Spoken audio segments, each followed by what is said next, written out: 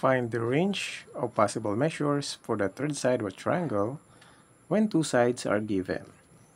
So, ganito lang ang formula niyan. So, i-minus muna natin yung 14 and 11. So, ang x should be greater than this one and less than. So, 14 plus 11. So, 14 minus 11 is equal to 3. And 14 plus 11 is equal to 25. So, ito yung range. Ito yung mga possible measures for the third side if the two sides given are 14 and 11. So, x should be greater than 3 and less than 25. So, ano ba yung mga numbers na yon? So, mga possible numbers. So, ano ba yung mga numbers greater than 3? So, itong 4, 5, 6, and ano naman yung number na less than 25? So, 24.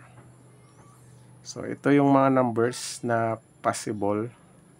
Ito yung mga possible third side ng triangle na ito. From 4 to 24, or x is greater than 3 and less than 25. So, dito tayo sa second triangle. Same formula lang din ang gamitin.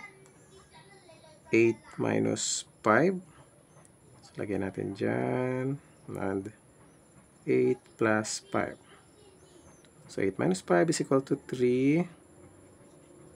And 8 plus 5 is equal to 13.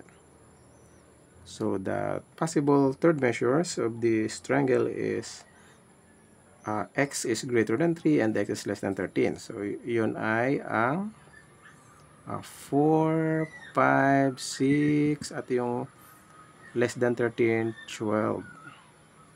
So, ayan.